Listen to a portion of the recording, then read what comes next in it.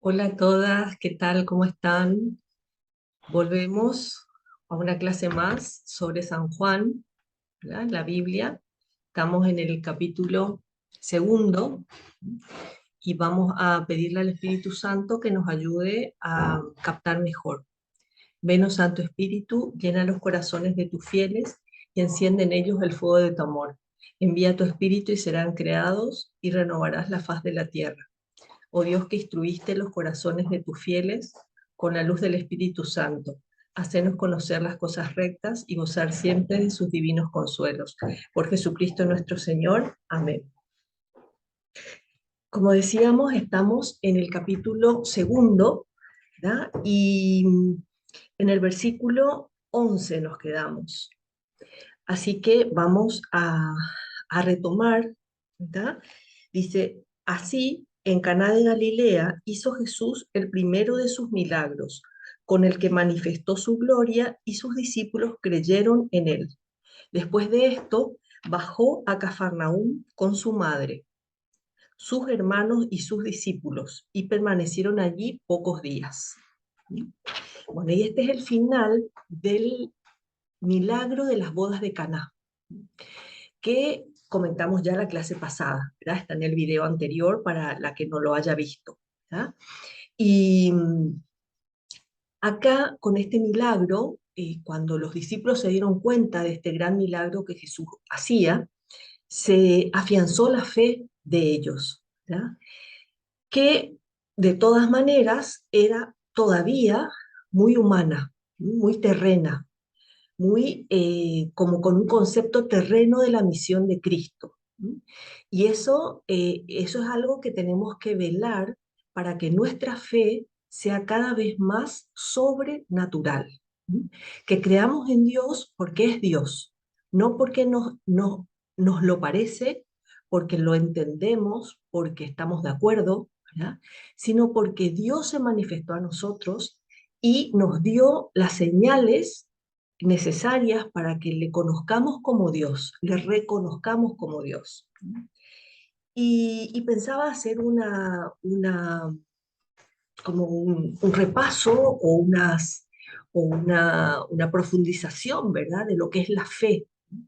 Porque es tan importante, o sea, la fe, dice Jesús en, en un avance avanzado del Evangelio, dice, el que crea y sea bautizado, se salvará.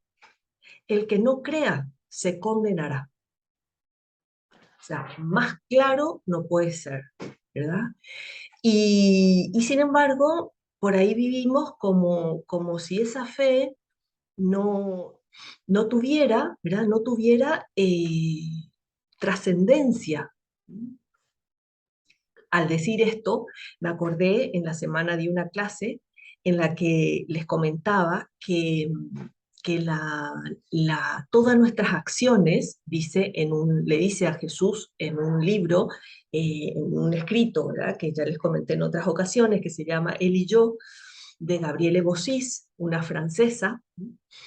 Y entonces le dice a Jesús, todas vuestras acciones tienen un efecto en el cielo o en el infierno. O sea, nada de lo que hacemos es indiferente.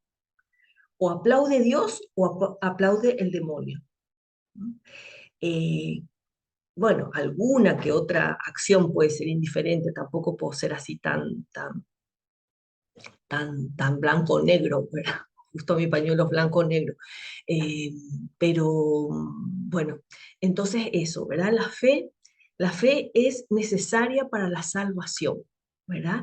Y estamos acá en la tierra de camino al cielo. Estamos caminando, por eso se dice del hombre que es caminante, ¿verdad? Que va camino al cielo.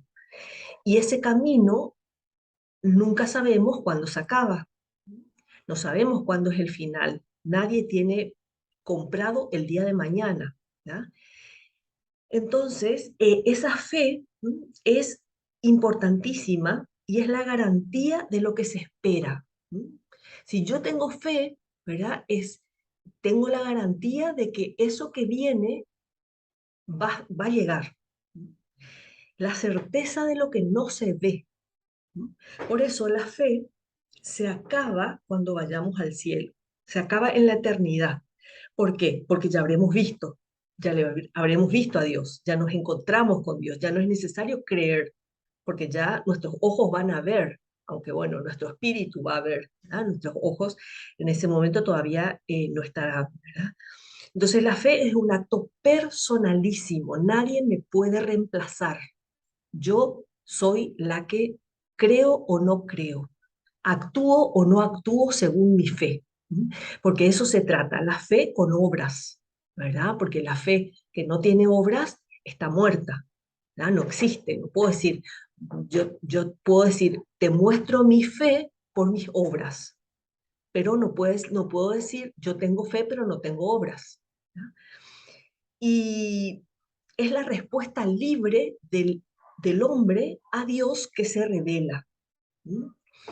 Eh, esa libertad es lo que tenemos que valorar muchísimo, que Dios nos la haya dado. ¿M?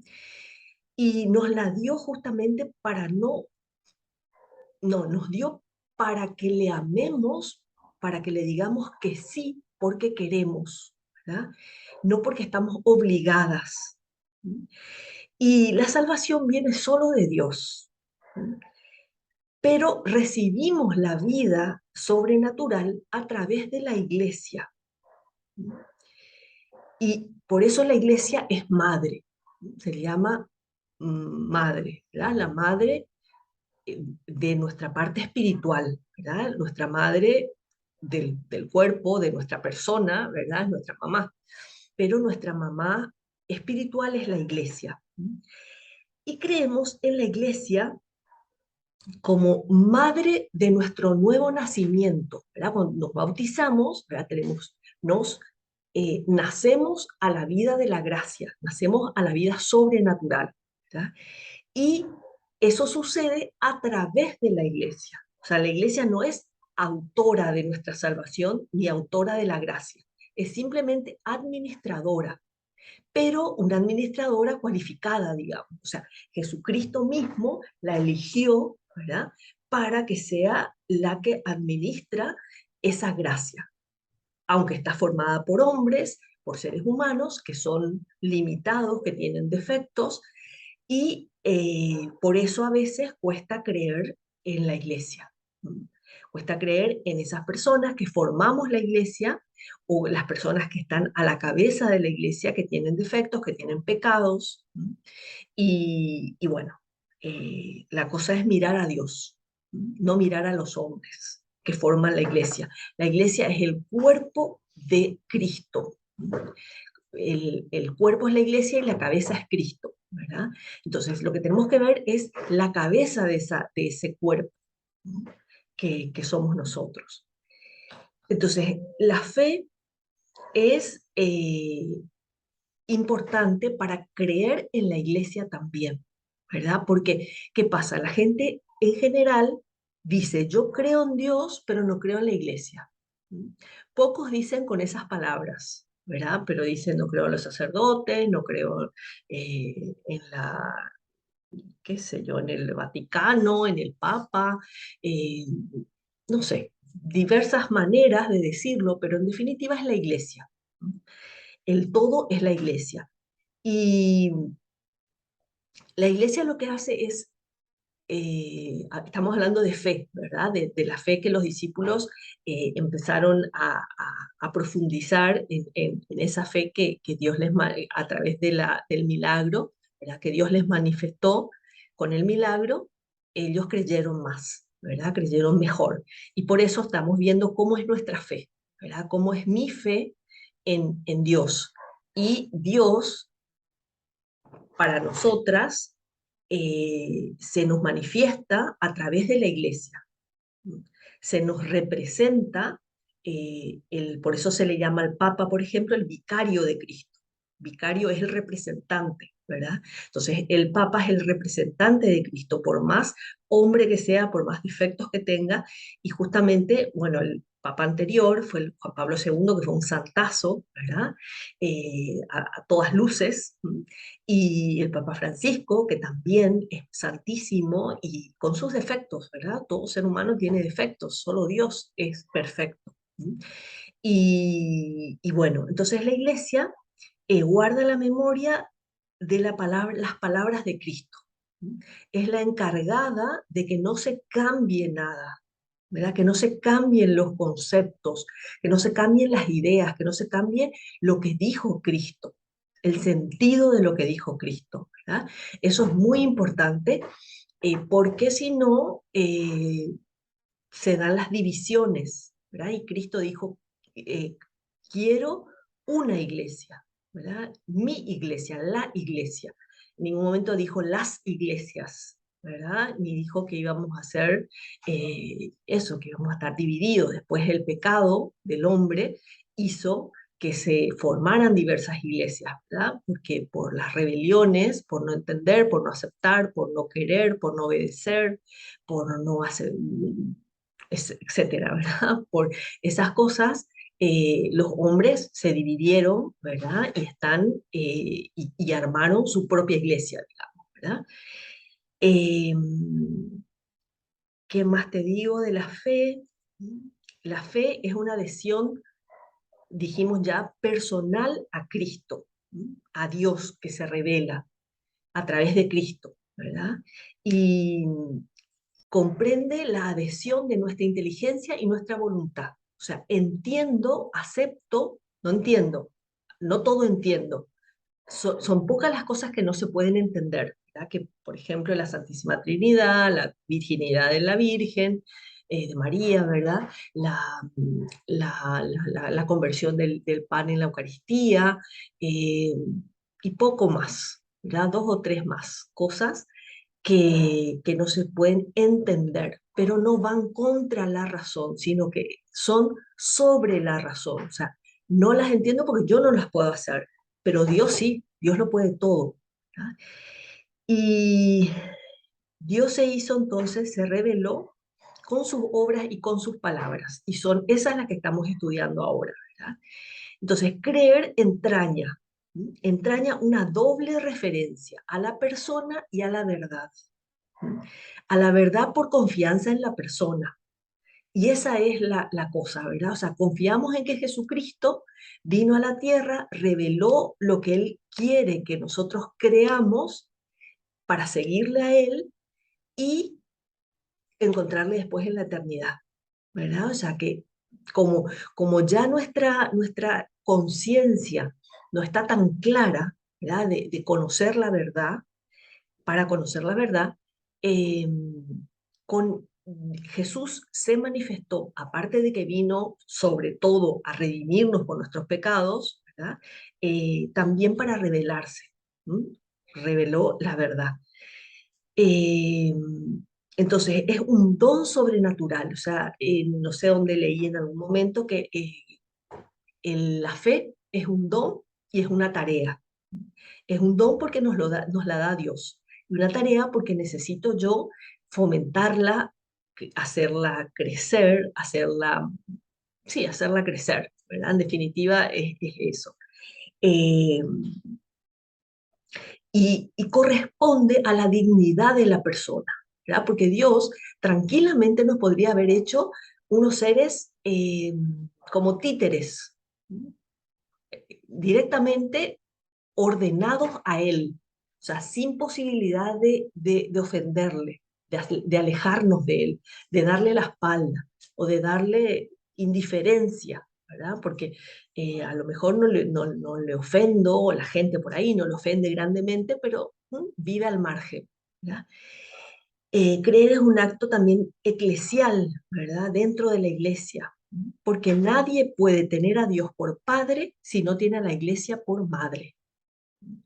Eso es, lo dice San Cipriano, ¿verdad? Un santo, eh, no sé de qué siglo, pero o sea, tenemos que creer en Dios, y Dios estableció la iglesia como su representante. ¿ya? Para que sea la que estudia, o sea, primero mantiene su palabra y después nos la enseña, ¿verdad? Y eso fue también un proceso, ¿verdad? Antes la gente, los cristianos no podían leer directamente la Biblia, por ejemplo. ¿Ya? Y por eso que ahora, bueno, no sé si por eso, pero ahora tiene tanto auge, ¿verdad? De que la gente estudia la Biblia, ahora nosotras estamos estudiando la Biblia para profundizar en las palabras de Cristo, asegurándonos de que es la interpretación que le da la iglesia, ¿verdad? Porque es la encargada de que interpretemos las cosas como Cristo dijo. Y si en alguna de esas, la iglesia o la iglesia entre comillas, ¿verdad? Las personas encargadas de transmitirnos ese magisterio, eso que la iglesia interpreta, eh, nosotros si obedecemos no nos equivocamos, ¿verdad? Porque es lo que Dios dejó establecido. La fe es necesaria, entonces dijimos, para la salvación. Y es conocer, es como un gusto anticipado del conocimiento que nos hará bienaventurados en la vida futura. En la vida futura vamos a ver a Dios cara a cara, con Dios mediante, ¿verdad? Si Dios nos ayuda. Y anticipadamente acá en la tierra ya estamos gustando lo que vamos a gustar el día de mañana. Bueno, entonces, eh, la petición que hace la Virgen a Jesús de que convierta el agua en vino era una petición de madre, ¿verdad? Y la intercesión que nosotros pedimos a los santos, ¿verdad? Que son como las obras maestras de Dios, eh, es una petición de hijos, ¿verdad? Y esta es una petición de madre, la que hace la Virgen. Entonces, por eso es más escuchada y es más tenida en cuenta, ¿verdad? Después, al final de lo que leímos, ¿verdad? Que es el final de ese apartado, de ese párrafo, dice los sobrinos, los, los hermanos de Jesús, ¿verdad?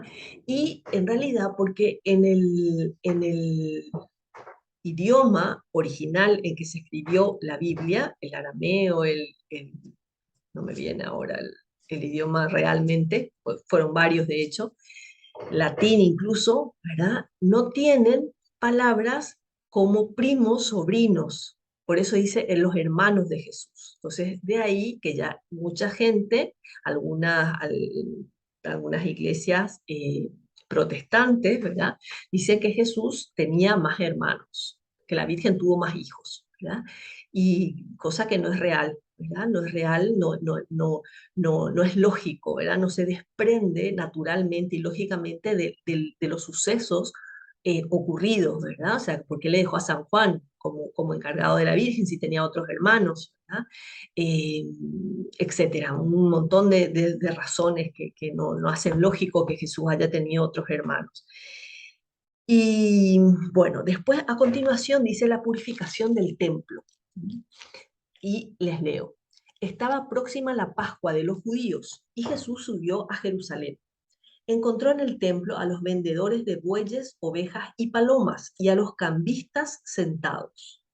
Y haciendo un látigo de cuerdas, arrojó a todos del templo, con las ovejas y los bueyes. Tiró las monedas de los cambistas y volcó las mesas. Y dijo a los que vendían palomas, quitad esto de aquí, no hagáis de la casa de mi padre un mercado. Recordaron sus discípulos que está escrito, el celo de tu casa me consume.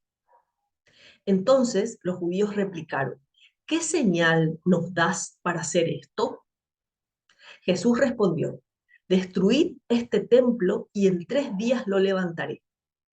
Los judíos le contestaron, en 46 años ha sido construido este templo y tú lo vas a levantar en 3 días. Pero él hablaba del templo de su cuerpo.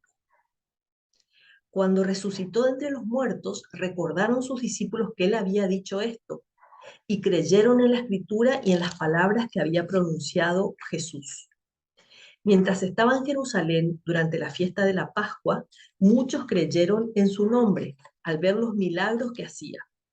Pero Jesús no se fiaba de ellos, porque los conocía a todos, y no necesitaba que nadie le diera testimonio acerca de hombre alguno, pues sabía lo que hay dentro de cada hombre.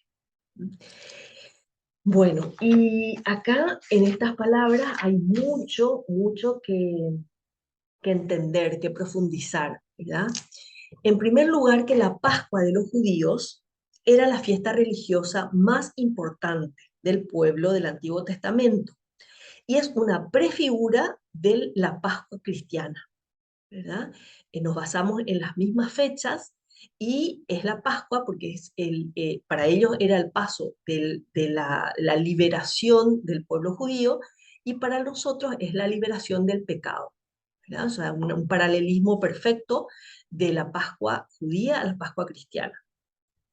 Y en esos días, según la ley de Moisés, todo israelita debía presentarse en el templo y esto explica la piadosa costumbre que tenían de peregrinar hasta el templo de Jerusalén. Entonces se iban todos a encontrarse, se encontraban algunos, ¿verdad? Pero se iban al templo de Jerusalén y ahí ofrecían, los más ricos, ofrecían bueyes y, y no sé qué más, mientras que los otros ofrecían pichones y palomas, ¿verdad? Bueyes y esto. Bueno, entonces, la gran aglomeración de gente que esto suponía, ¿verdad? Y de vendedores, porque para que estos puedan tener sus animales para ser sacrificados, se vendían animales ahí en el lugar, en el templo, ¿verdad? Se podía haber organizado de manera distinta, pero era un mercado, ¿verdad? Era un mercado lleno de suciedad, de gritos, de ruido, ¿verdad? Entonces esto hacía que no fuera un lugar para rezar, ¿m? Que para eso era el templo, ¿verdad? Entonces, Jesús también subió a Jerusalén como un judío más, ¿verdad? Subió al templo, observando la ley, ¿verdad? Pero, además de ser Jesús, un hombre, era el Hijo de Dios y debía velar por el honor de la casa de su padre, del templo. Y Jesús quiere hacer ver el abuso y purificar el pecado de los hombres desde siempre, ¿verdad? Y en ese momento le da un enojo tremendo ver cómo habían convertido el templo en un mercado. Y se pone a hacer esto que ya leímos, ¿verdad? A tirar todo, y habremos visto en alguna película de Semana Santa, ¿verdad? Donde se ven las películas de Jesús, eh, tirar las mesas y echar a los animales, ¿verdad? Y entonces yo pensaba en esto hoy, ¿verdad? En qué se manifiesta hoy esto? Ahora no existen sacrificios, no existen cambistas, que son los que, bueno, tienen que, para el dinero, porque la gente venía de distintos lugares, entonces tenían que cambiar el dinero, cosas por el estilo. Ahora eso no existe.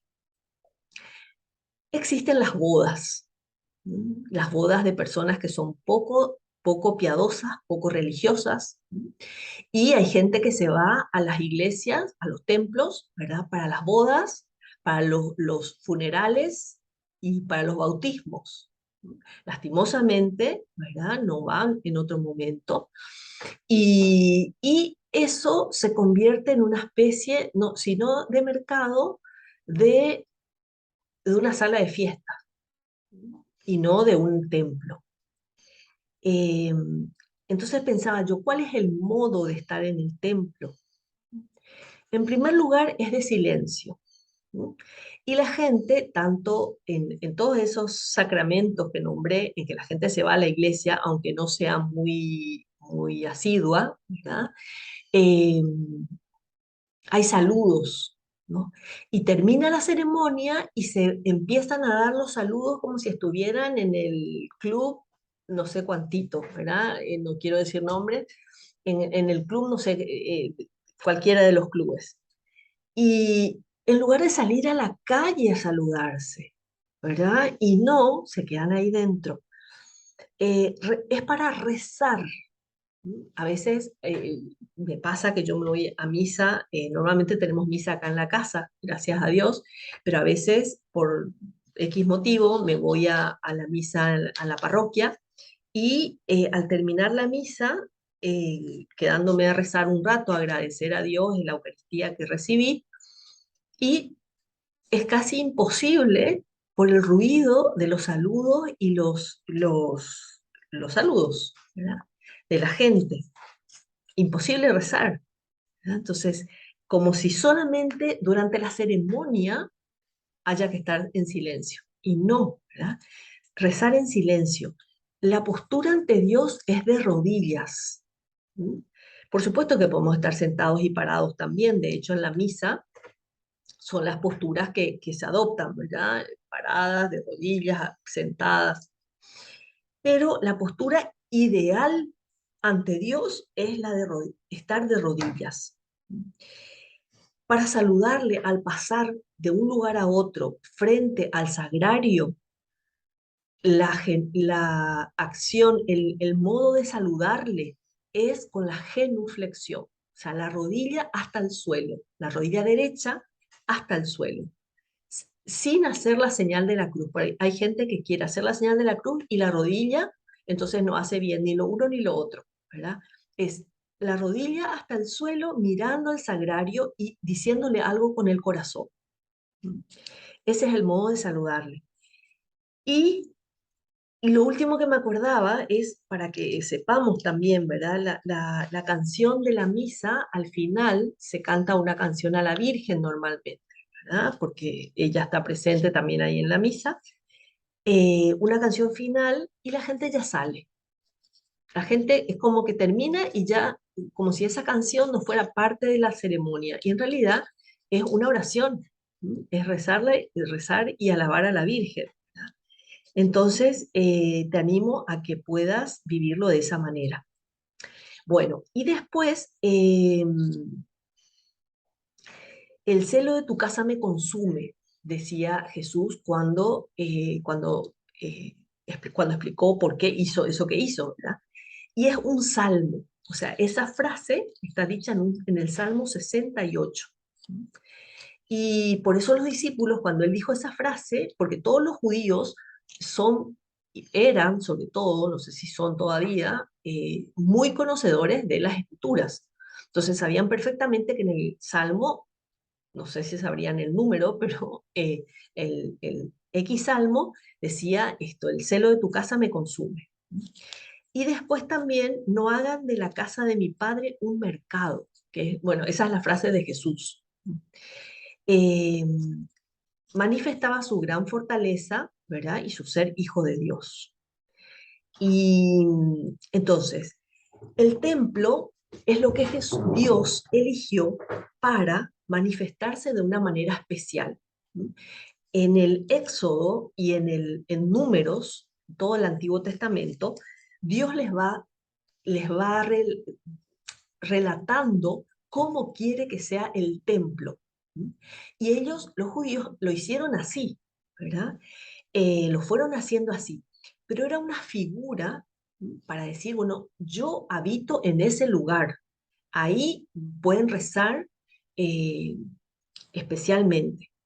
Pero cuando vino Jesús a la tierra, eso cambia, ¿verdad? Porque se convierte en su venida, su presencia, se convierte en el verdadero templo. Entonces, el verdadero templo es Jesucristo.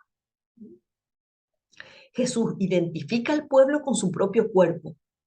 Por eso, ese enojo tan grande de Jesús cuando ve ese mercado que se armó en el templo, porque ese templo es su cuerpo. Esta idea es importante, como entenderla, aceptarla, creerla, porque de esa manera voy a tratar a las demás, sobre todo a las demás personas que son parte del cuerpo de Cristo y el templo, ¿verdad? Que es que es eso, el cuerpo de Cristo. Y luego de la ascensión de Jesús a los cielos, cuando murió y resucitó y ascendió a los cielos, quedó la Eucaristía. Entonces, la Eucaristía es la que pasa a ser el centro del templo, de nuestros templos actualmente, al día de hoy, ¿verdad? Y leímos hace un ratito, ¿verdad? Que cuando Jesús hizo todo esto, de echar a los mercaderes, se le acercan unos judíos y le preguntan, ¿por qué haces esto? ¿Verdad? O sea, tipo, le recriminaron, ¿verdad? Y Jesús ahí le dice, esto, destruid este templo y en 3 días lo voy a levantar, ¿verdad? Y ahí claramente se está refiriendo a su cuerpo, ¿verdad? Porque a los 3 días lo que hace es resucitar, ¿verdad? Entonces, destruir este templo, que es lo que hicieron, ¿verdad? Destruyeron a su cuerpo y en 3 días yo lo voy a levantar, ¿verdad? Recién los discípulos entendieron esa frase cuando resucitó Cristo, ¿verdad? No lo entendieron ahí. Eh, entonces, Jesús hace milagros, ¿verdad? Con unos poderes extraordinarios, pero la fe de estas personas era todavía superficial, ¿verdad? Queriendo manifestaciones extraordinarias, así como estos milagros, ¿verdad? Y por eso Jesús no se fiaba de ellos, ¿no? Porque sabía, conocía su interior. Entonces, esta idea también es como para extendernos en esto, pero ya se nos acaba el tiempo y ya estarán cansadas de escuchar. Eh, la, la, el hecho de que Jesús ve nuestro interior, ve perfectamente qué siento, qué pienso, qué quiero de cada uno.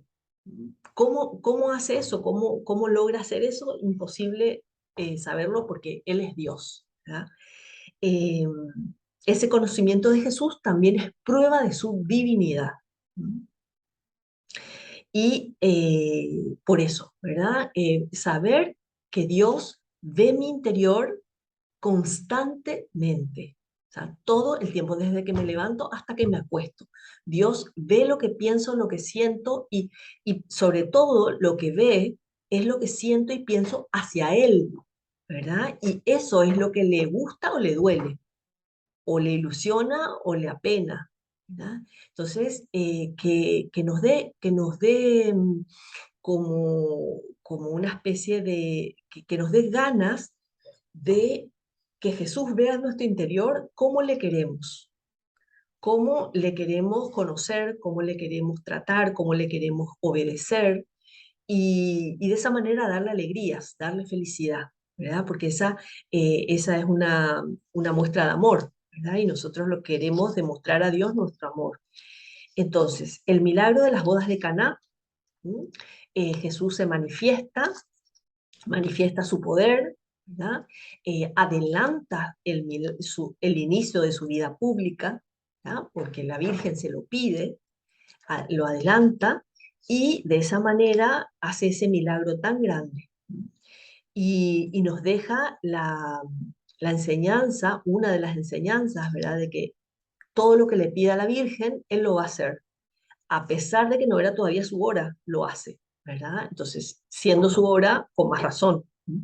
Entonces, pedirle a la Virgen que nos consiga lo que necesitamos, ¿verdad? Que nos consiga de Dios, de Jesús, que nos consiga el amor, que nos consiga todo lo que necesitamos, la sabiduría, la fortaleza, y así vamos a ser mejores hijas, ¿verdad? Porque de eso se trata, que seamos mejores hijas, mejores cristianas, mejores personas, ¿verdad? Que imitan a Cristo, ¿verdad? Porque somos seguidores de Cristo, cristianos que siguen a Cristo y que van conociendo sus palabras y haciéndolas vida en la medida que pueden.